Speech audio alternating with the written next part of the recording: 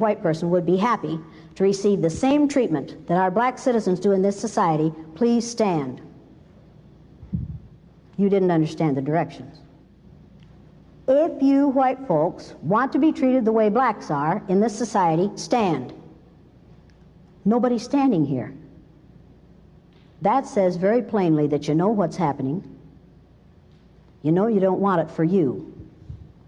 I want to know why you're so willing to accept it or to allow it to happen for us. It's time for us to start teaching the truth instead of the lie. There's only one race of people on the face of the earth. There are lots of different color groups, lots of different national groups, lots of different gender groups and sexual orientation groups, but they're all members of the same damned race. And if we don't stop what we're doing, we are going to be damned because of our desire to promote the idea of a white race. Just a couple more questions. When we hear, when I hear people say that they're not racist and things like that, and we talk about building racial harmony in this country, I don't think I see it in my lifetime. Can you predict in the near future or far future when we will ever have racial harmony? Oh in this yeah, country? in 30 years, white people will have found out that they have no choice but to get along with those who are different from themselves. I'm not willing, I'd love to wait, but I can't. At my age, I'm not going to be here in 30 years. But we could change this situation if we chose to. During the Second World War, we called the Japanese, and you'll pardon me, but this is what we called them, slant-eyed little yellow We didn't say that about the Germans. After the war, we rebuilt Germany and Japan, and we get along beautifully with the Japanese. That was in 1945 that we finally won that war. How many years ago was that? Figure that out quickly. I'm not a math person, but you're not a math person, but you know it wasn't that far. Right. And it didn't take 50 years for us to have peace with the Japanese and the Germans, even though we dropped 2 atomic bombs on Japan. The Japanese hadn't killed 10 million people. Nowhere near that. We didn't drop any bombs on Germany. Any atomic bombs on Germany. They were a different kind of people. We couldn't afford to do that. We killed how many Japanese people with 2 atomic bombs? And they forgave us. You want to talk about forgiveness? You want to talk about changing this thing? I cannot understand how Japanese people can stand the sight of any of us, and yet they do. I cannot understand why black people who have been subjected to the ugliness that they've been subjected to in this country can get up every morning and go to work among us and not be absolutely furious. And I don't understand why we allow white people to behave the way they do. I don't understand that. And my 3rd graders, after they'd gone through the exercise, couldn't understand it and wouldn't tolerate it. And when they went up to junior high and a junior high teacher used the N-word, one of my former students said, if you're going to use that word, I'm going to go out in the hall until you stop using it, because we don't use that word in this school. That was a 7th grader who told his teacher off. When we have enough students who are willing to confront people who are making racist, sexist, ageist, homophobic statements, we're going to be better off. We have got to stop tolerating the intolerable. If it's intolerable for my black cousins, and every black person on this earth is one of my cousins, if it's intolerable for them, it's intolerable for me. I will not tolerate it. I will not tolerate it. I am required not to tolerate that kind of treatment for the people who are related to me. And that's every person on the face of the earth.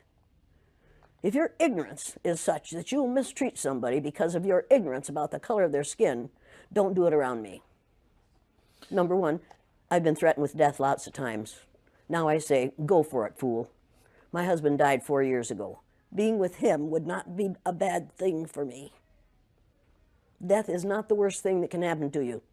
Living a worthless, useless life is much worse than dying. What did that study show you? Oh, it showed me a lot of things. Number one, it showed me that racism is a learned response. Nobody's born a bigot. You have to teach bigotry, and that's what we do in this country. I found out how it feels to be on the receiving end of racism because I'm blue-eyed, and the brown-eyed children were on the top in that first day. And I found out how it feels to be treated badly by people over whom you have power because of having the wrong color eyes. I found out how it feels to be subjected to unbelievable and unreal discrimination because of a physical characteristic over which I had no control. I thought I knew about racism. I thought I knew about child psychology. I knew nothing. All I knew was what I had learned in school. And what I had learned in school was not education. What I got in school wasn't education. It was indoctrination. I was taught how to be a good American citizen. And in this country, we think that the only Americans are the ones who live in the contiguous 48 states of the United States. Americans are everybody from the very north tip of Canada to the very southern tip of South America. But we, in our arrogance, say that we are the only Americans.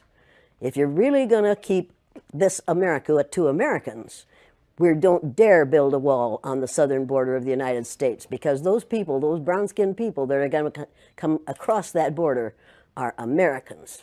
Now we'd better choose our language or choose our behavior. What's up, guys? Welcome back to the channel once again. So guys, I want us to continue watching this video from a white American woman. She's known as Jane Elliott. Jane Elliott, she's an American anti-racism educator and a public speaker. She is coming out and expose racism towards Black American in America. So kindly guys, I want you to watch this till the end, then I'll be back with more comment. Remember to give a video a thumbs up.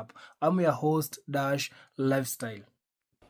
Well, I'm a third grade teacher in a country school in Riceville, Iowa, and I am here at the NAACP speaking because the day after Martin Luther King Jr. was killed by a society that hated him because he was going to change the economic situation in this country, I did an exercise in discrimination with my third grade classroom to let my little third graders, all white, all Christian children, find out how it feels to be something other than white in the United States of America.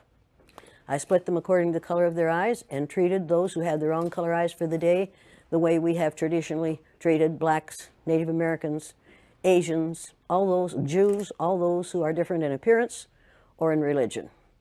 And we learned more that day than I wanted to know.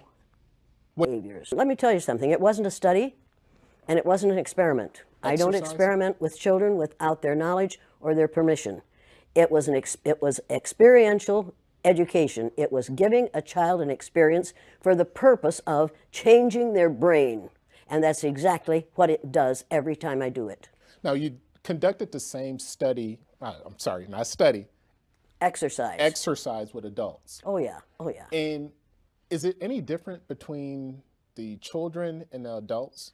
Adults get more violent. I've been hit several times by white males, angry white males. I've had a knife pulled on me. They ran me out of Uniontown, Pennsylvania at midnight one night, 3 carloads of blacks did, to get me out of town because the teachers that I put through the exercise in a very limited way were so angry that they called the superintendent in the afternoon and said, if you don't get that bitch out of town, we're going to kill her. So they got me out of town. First time I've been scared. And the last time I've been scared. Because I found out that day that they could kill me, but they couldn't kill the idea. Victor Hugo said, no force on earth can stop an idea whose time has come. The idea of one race, the human race, is an idea whose time has come. We are not going to be able to stop it no matter what they do. They can elect Trump after Trump after Trump, and that will not stop the idea that there's only one race on the face of the earth. It's the human race, and we are all members of it. You and I are cousins. Now, if you don't like being my cousin, that's too bad for you. But we are all in the same family. We are members of the family of man. You say that all whites are racist. Can you expound on that, please? Any white person who was born, raised, and schooled in the United States of America, if you aren't a racist, you're a miracle. Either that or you decided to educate yourself. Because education in this country is about white is right, brown's all right, black's got to stand back. Yellow's mellow, but whites, we educate in a way that says that white males have done all the adventures, have made all the adventures, have done all the discovering, have made everything that is good and has been accomplished according to social studies, which is actually anti-social studies, by white males. It's a lie.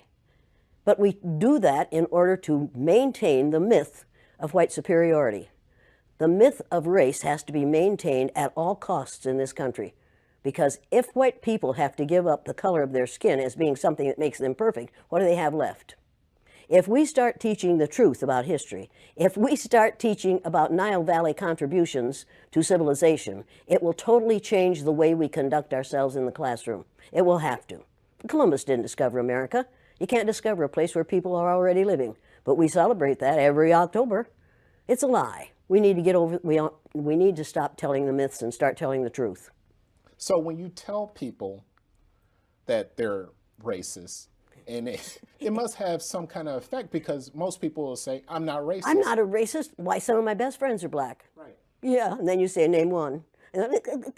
Or this one, I don't see color. And when some woman says to me, I don't see color, I say, I knew that if you saw color, you wouldn't dye your hair that way. Or I say, if you saw color, you wouldn't wear that shirt with those pants. I believe that you don't see color.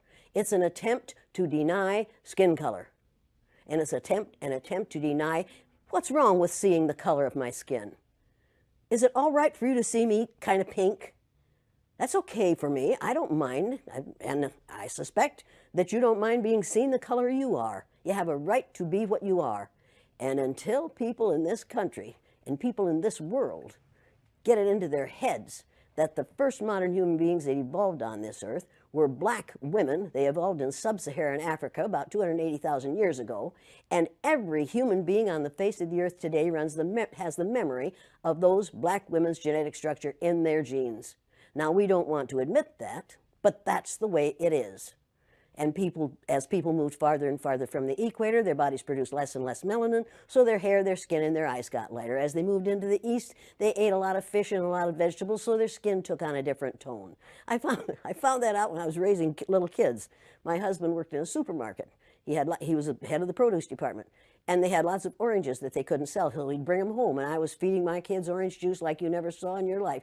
They began to have an orange cast to their skin. I thought they had a liver problem. So I took them to the doctor, and she said, what are you feeding these kids? I said, well, lots of orange juice. She said, stop it if you want them to stop being orange. Now, if you think that skin color isn't anything other than the body's natural reaction to the natural environment, get over it. So if all white people are racist, according to you, can they be reprogrammed? Of course they can. Of course they can. Of How? course they can be. It's called education. I'm an educator. The word educator comes from the root duck deuce, which means lead, the prefix e, which means out, the suffix ate, which means the act of, and the suffix or, which means one who does. An educator is one who is engaged in the act of leading people out of ignorance. Now, I know you can change them. The second year I did the blue-eyed, brown-eyed exercise in my classroom, it was filmed by the Canadian Broadcasting Corporation. They gave me a copy of that film. I showed it to my father. My father was about 59 years old at the time. He's been a farmer all his life. He raised six kids, lost one, raised six. Watched that film as a 59-year-old man. When it was over, he stood up, and with tears in his eyes, he took his red handkerchief out of the back pocket of his overalls, his bib overalls, and said, I wish somebody had taught me that when I was 9 years old. Nobody had dare say to me, this doesn't work, this is too harsh, this isn't necessary, you can't teach an old dog new tricks because they're wrong. You can teach an old dog new tricks. You can teach people to give up the myth of racism. Somebody taught the Greeks to give up the myth that the sun was a god in a golden chariot that went across the sky every morning. They believed that for hundreds of years. We have believed the myth of 3 or 4 races, different races in this country, for long enough. 572 years or something like that is enough of that. It was a lie to begin with, and it's a lie to... Trainer and human rights activist Jane Elliott. Now, we often hear about reverse racism now. There's no such thing as reverse racism. There's no such thing as reverse racism. You can only be a racist if you have the power to institutionalize what you're doing to people who are different from you. What we're calling reverse racism is natural reaction to being treated unfairly on the basis of somebody else's ignorance. Now, don't ever let anybody say to you or about anyone around you that people don't like that person because of the color of their skin. That isn't the reason white people don't like people of color. They don't like people of color because they don't understand about skin color. And they don't understand that we all are descendants of somebody who looked like your mother. That's deep. You don't really want to get me started on this because I do want to get you started. I'm really angry about how we are miseducating the American mind. And what I like the most about what you're doing in your exercises is that you come in with a very direct attitude. You even call yourself the B word. Well, but you see, the B word for me is the one that's most often used to refer to me. It used to bother me a lot. For me, the B word is an acronym for being in total control, honey. So you want to call me that? That'll prove to me that you're out of control. And then I'll whip out my little Lorena Bobbitt fruit knife and take care of it for you. Go on.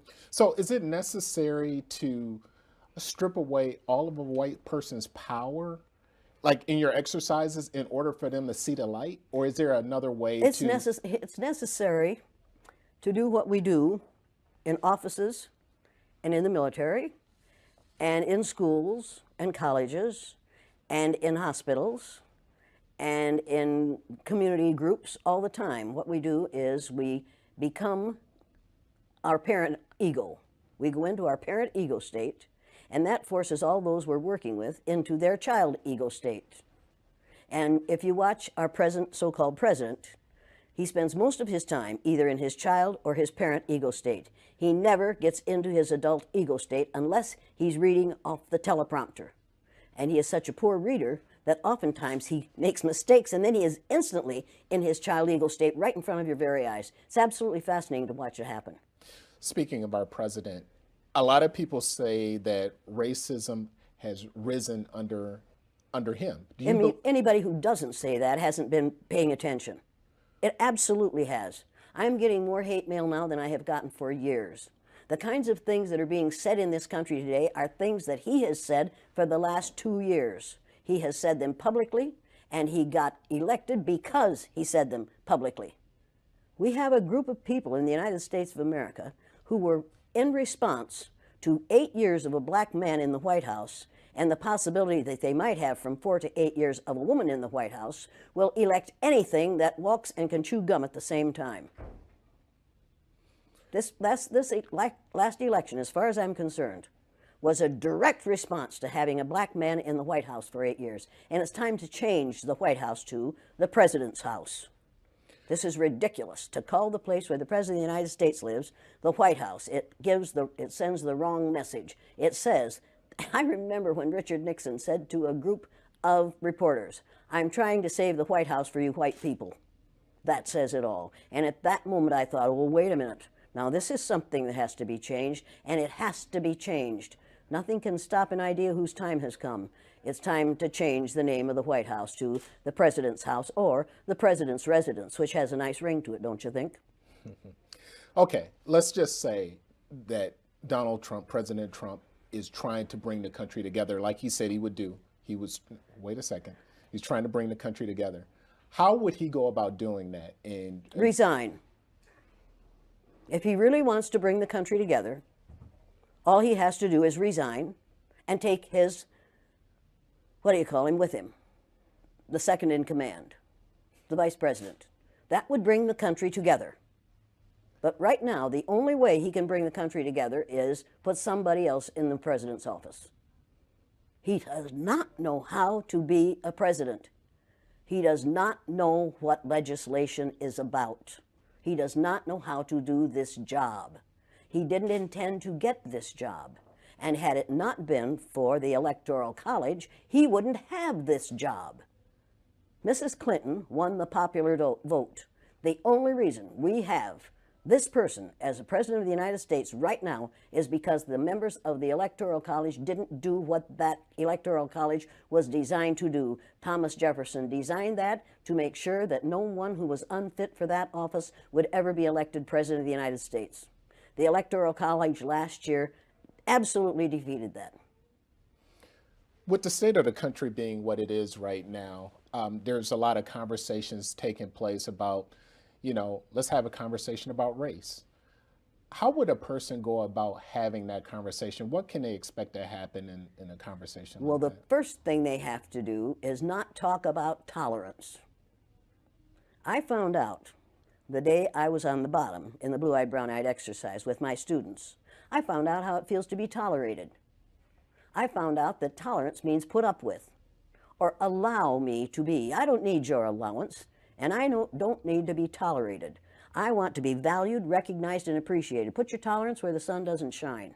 I do not believe in tolerance, because in this country, we tolerate zits when we're little, zits when we're teenagers, hot flashes when we're old, and the flu and bad weather in between. We tolerate ugly things that are going to go away. I don't intend to tolerate anyone. I intend to recognize, appreciate, and value people, not to tolerate them. And I have all kinds of respect for the man who is part of the tolerance group in Atlanta, maybe. I have all kinds of respect for those folks, but we've got to change it from tolerance, because the powerful can tolerate.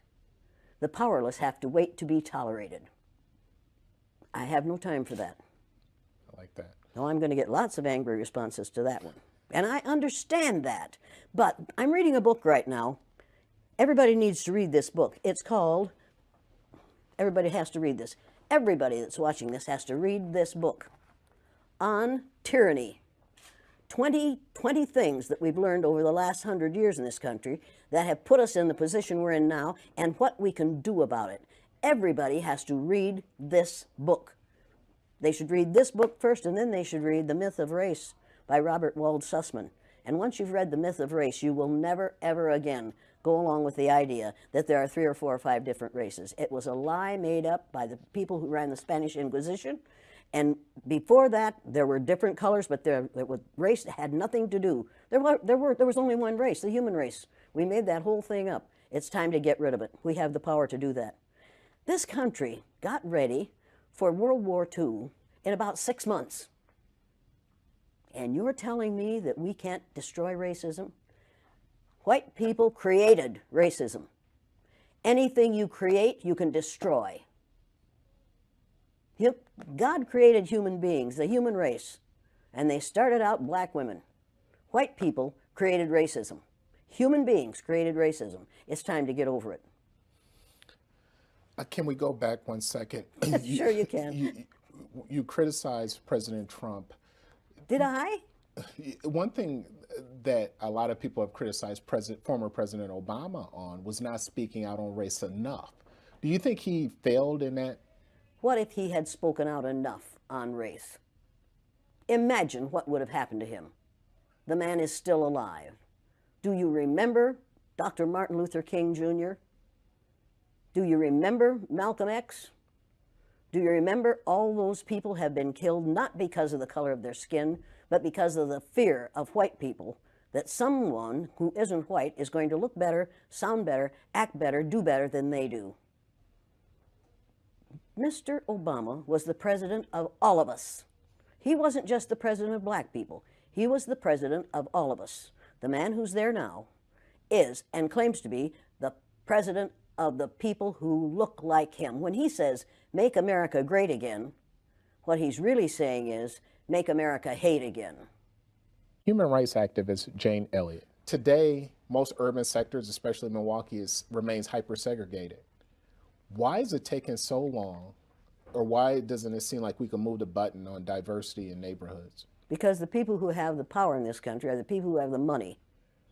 And the people who have the money are going to decide where people live. You need to realize that there are more children attending segregated schools in the United States today than there were previous to Brown versus Board of Education. And that's a fact. You need to realize that it is not the intent of white people to let this situation change in favor of anyone but themselves. And right now, white people are really frightened. If you don't understand the destruction of Planned Parenthood offices, and you don't understand the wall that we're going to build on the southern border of the United States, you haven't read the book, The Birth Dearth by Ben Wattenberg. Ben Wattenberg was a brilliant Jewish man who was a member of the American Enterprise Institute. And he wrote a book, the first paragraph of which says, "The main problem confronting the United States today is there aren't enough white babies being born in this country." He was an advisor to presidents of the United States. He wrote the book in 1987. He says if we don't change this and change it rapidly, white people will lose their numerical majority in this country, and this will no longer be a white man's land. Now, I'm not misrepresenting this. I'm telling you exactly, almost exactly what he says. He says there are 3 things we can do to solve this. Number 1, we could pay women to have babies, as they have been doing in Western European nations for years. Then he says, and these are his words, not mine, unfortunately, we would have to pay women of all colors to have babies, so we don't want to do that. He says the second thing we could do is increase the number of legal immigrants that are allowed into this country every year. Then once again he says, unfortunately, the vast majority of those wanting to come to this country today are people of color, so we don't want to do that. The third thing he says, and women had better pay attention to this, 60% of the fetuses that are aborted every year are white. If we could keep that 60% alive, that would solve our birth dearth. Does that sound like racism to you? And if it doesn't, I want to know why it doesn't. If it doesn't, you don't understand what racism is. And I think it does. When we close Planned Parenthood clinics because we think they're there only for abortion, we need to take another look. They are used for many, many, many things, and many women need the things that they can get from Planned Parenthood clinics. But we are willing to do away with all that good to avoid allowing white women to have control of their own bodies. Now, nobody had better tell one of my daughters or granddaughters what they can do with their body. You haven't that right. Now, it would be interesting if we were as concerned about sperm cells, wouldn't it?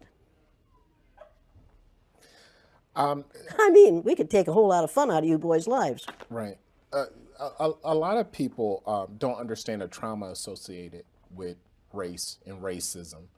Can you talk a little bit about the trauma associated with? The trauma associated with it? Yeah. One of the main traumas is it tells white people that they are superior because of the lack of melanin in their skin. And then they find out suddenly that we've got a black president. That's traumatic. That's where the trauma is. Living a lie, finding out the truth is traumatic.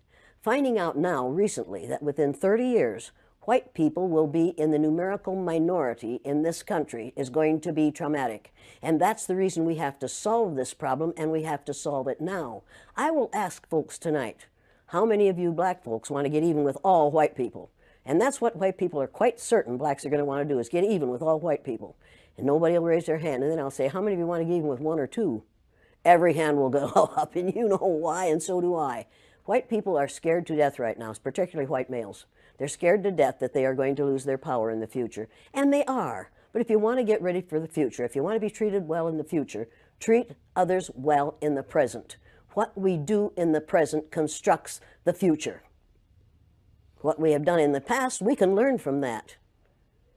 And we'd better learn from that. Those who forget the mistakes of the past are doomed to repeat them. And when you read this book, you'll realize that that's exactly what we're doing. We're repeating the mistakes that we have made in the past because we aren't teaching about these mistakes in the present. We are not teaching history that is true. We aren't teaching social studies that is true. We aren't even teaching true geography, for God's sake. Have you seen the Mercator map recently? Have you seen that great big Greenland hanging down in the middle of that map like a ripe plum? And have you seen the legend at the bottom that says, South America is actually 9 times larger than Greenland? Were you aware of that? Most of those watching this program are not aware of that. You mentioned the wall several times. At first we heard several things about the wall. First, Mexico was going to pay for the wall, and yeah, but you need to know that 70% of what Mr. Number 44 and a half said during that campaign wasn't true. And the wall business wasn't true either. If his mouth is moving, his lips are moving, he's probably lying. You know that as well as I do. He doesn't intend to build a wall. We can't afford to build that wall. We have no business building that wall. We would be keeping Americans out of America. What's your question? The question on the wall is, when you talk to people about the wall, certain people about the wall, there's certain people for it, certain people against it. The people who are for it, what's their mindset? They're scared. They're afraid those immigrants are going to come over here and take their jobs. Let me tell you something.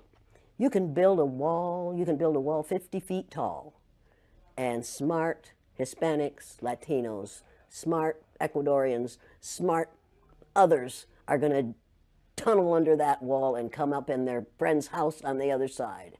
You can build walls until hell freezes over. You will not keep that immigration from happening, and you better hope we don't keep that immigration from happening. We need those people. Do you know what will happen to the economy of this country if we take all the people who are brown-skinned immigrants out of this country, if we send them back? Do you know what will happen to our economy? Do you know what will happen to farming in California? Do you know what will happen to the price of your fruit? Do you know how hard it will be to get a good avocado? Do you have any idea what will happen to this country's economy if all those brown-skinned people go back to Mexico? I don't think we do. I don't think people have thought about that because they are being taught not to think. They are using a language, right now we are using a language that includes words like extremism and ugly language about people who are different from ourselves. People are listening to those words. They aren't listening to the philosophy behind them. They aren't listening to core principles which this person has none of. Best of Because Jane we Elliott. white people, this is a new reality for us. You need to realize that white people do not live in the same reality that people of color do. We think that because we have all these freedoms, everybody else has them too. That isn't the way it is, people. We are living in a society in which white people, how many of you people of color can leave when you get tired of racist behaviors directed toward you? How many of you can leave? Why not? There is no place to go in this country where there isn't racism. How many of you women, when you get tired of sexist behaviors directed toward you, can leave?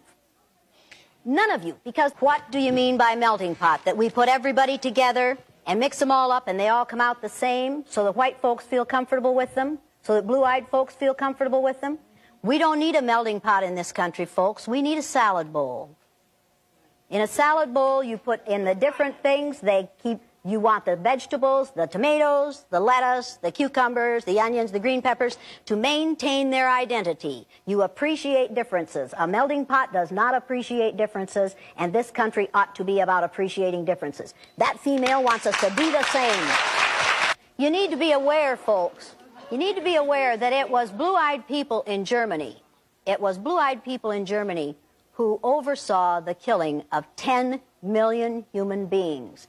And one of the ways you went into the gas chamber in Germany was eye color. If you had brown eyes and a good German name, they threw you into the gas chamber because they said you might be trying to pass. You were a Jewish person trying to pass. I didn't invent this. Adolf Hitler did. And there are people in this country today, neo-Nazis, the Aryan nation, who are now absolutely trying to do the same thing again. And unless you are aware of it, it will happen again. We have 59,000 excess deaths among the black population of this country per year now. Now, if we had that great a number of excess deaths among the white population, we would do something about it. You don't like people making broad generalizations about you and assumptions about you without knowing you? That doesn't make you comfortable to have people making broad generalizations and assumptions about you without knowing you as an individual? It makes me very uncomfortable. It makes you very uncomfortable? Anybody else in this room ever had that kind of discomfort on a daily basis? Have you been uncomfortable about their discomfort for the last 30 years of your life? Oh, sure. That's the majority of white people in this country say, I'm uncomfortable about this, but they better not move into my neighborhood. We need to talk about that taking off the collar. These people can take off their collars and then nobody knows what color their eyes are from a distance. How many of you people of color can take off the collar that we have put on you? How many of you can take off your color? No. How many of you would like to in a society that says that it's wrong to be that color? Yeah, now people, these folks could take off their collar and make a statement. But if a black male refused to follow your orders or your husband's orders or your father's orders on the street, you would not see that, as a matter of principle, you would not see that as being highly principled. You would see him as being an uppity nigger. You'd do it, you'd say it, and that's the way you'd treat him. You wouldn't even want him to go through your neighborhood at a certain time of night because of the color of his skin. I know what this is like, and okay. So guys, I hope you have watched that video from Jane Elliott. Jane Elliott, I really love to bring her to this channel simply because of how she has been coming out and calling her race for coming out and practicing racism towards black people. We have been seeing so many videos from Jane Elliott coming out and educating also her white people, although some of the white people, they don't love her because of how she has been coming out and call those white people who have been coming out and doing and practicing racism towards black people. All what Jane Elliott she was is to see black people are being given same opportunity like how white people they are being given so much opportunity in America. She all wants to see equality in America, and that's why majority of her race they don't love him. They hate so much because of how she always come out and speak the truth. So guys, I want us to learn the history of Jane Elliott and see who Jane Elliott she is, because so many people they don't know about Jane Elliott. So Jane Elliott, she was born on November 30, 1933 in Raceville, Iowa. Is an American anti-racism educator and a public speaker. So Jane Elliott, she is an American anti-racism educator and a public speaker. So she became widely known for her blue eye, brown eye exercise, which she first ran with her third grade class on April 5, 1968, the day after Martin Luther King Jr. was assassinated. So you can see Jane Elliott, she became widely known for her blue eye, brown eye exercise, which she first ran with her third grade class on April 5, 1968, the day after Martin Luther King Jr. was assassinated.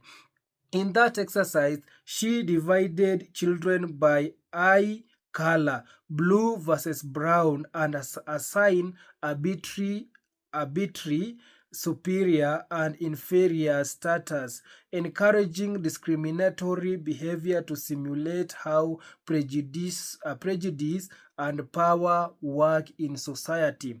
The experiment had strong effects among her students. Some became arrogant or abusive when designated superior, and others internalized their oppression. This classroom exercise was documented in a 1970 film called The Eye of the Storm. She later repeat and adapted the exercise for adult companies, government agencies, and organizations around the world, making her a leading voice in diversity training. Elliott left her regular teaching job in the mid 1980s to focus full-time on her work as a diversity trainer and public lecturer. Her core message, racism is not just about individual behavior, but a systematic irritation class system based on arbitrary characteristics. Over the decades, her work has been both influential and controversial, praised for its power to wake people up to prejudice, but also criticized by some for the emotional impact and ethnical implication of the exercise. She continued to speak publicly about racism, and she believes the lesson of her exercise remain extremely relevant today. So that is a bit a summary of Jane Elliott. So you can see she always focus on teaching people about racism, and also she believed that racism is a behavior, and people who are really practicing racism, they need to stop racism. And so guys, I have some of the comment here that I want to read it for you and see what people that have come out and say according to the teaching of Jane Elliott, because of how she has been coming out and teaching people about racism. Majority of white people, they are not happy because they started to hate her because of how she's coming out and exposing them by how they are practicing racism. This one is saying that I am a white, and most all of my life has been living and working with most races of America, and they are some of the most precious, fine, honest people in my life. This one is saying that no wonder why the haters don't like her. Very few people in the world are ready for the truth. Exactly. Very few people in the world are ready for the truth, and that's why majority of her race, they don't love Jane Elliott. This is to tell you that how Jane Elliott, she's being hated with her race. The race, they don't really, they don't want the truth. They are not ready for the change. This is saying that now this is a really human being speaking. God bless her. This one is saying that I am 44 years old, American, black, and I have known of this woman since my teenage years. She's great. I am glad people are learning about her. She tells the truth unapologetically. Exactly. Jane Elliott, she always tells the truth unapologetically. This one is saying that as a black man, that's exactly how I feel when I am at work. Mainly because you can see the favoritism and the privilege. It's very annoying. Exactly. Jane Elliott also, she has been calling out how America system it is, because we have been seeing how white people have been given so much privilege in America, and also we have been seeing how black people have been given less opportunity, how the system it works always against black people, and that's why majority of her race, they don't love her, because of exposing the system, exposing the white privilege, exposing the racism in America. This was saying that she is right on more of us white people need to stand up and speak out about this. It's 2024. There should be any racism. It's needed to be abolished. Exactly. Racism needs to be abolished. This was saying that racism is a learned response. Thank you, Jane. Thank you, Jane. Wisdom. This was saying that I prefer not referring to her as an activist. She is an educator and advocate for truth. She offers educated and substantive information supported by facts education. This one saying that this lady is a sister of humanity. This one saying that this is the type of person that should be in that White House. No cap, she is a human. Exactly, this is type of person she needs to be in the office of the White House. This was saying that my mom tried to teach me racism as a child and rejected her and rejected her heroic. I am a black man and walked away from hate. This was saying that every person in the world need to see this truth teller who is not biting her tongue. This one saying that this need to be aired on ABC, NBC, CNN, Fox, over entire TV network. Thank you for your truth.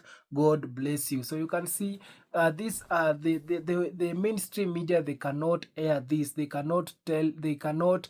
They don't want people to know about racism in America. So the mainstream media, they cannot air whatever Jane Elliott she's coming out and said. So this one is saying that she is a wonderful teacher and loving, kind human being. Yeah, so kindly guys, these are some of the comments that majority of you are sharing. Kindly continue sharing, and also I'll be reading it in my next video. So we are having also the chapter 2 of this title from Jane Elliott about racism. I'm going to play more videos and more episode and more videos from her about teaching and exposing racism in America. Kindly guys, subscribe if you haven't, like this video, share, and also comment. See you on my next one guys. Bye bye.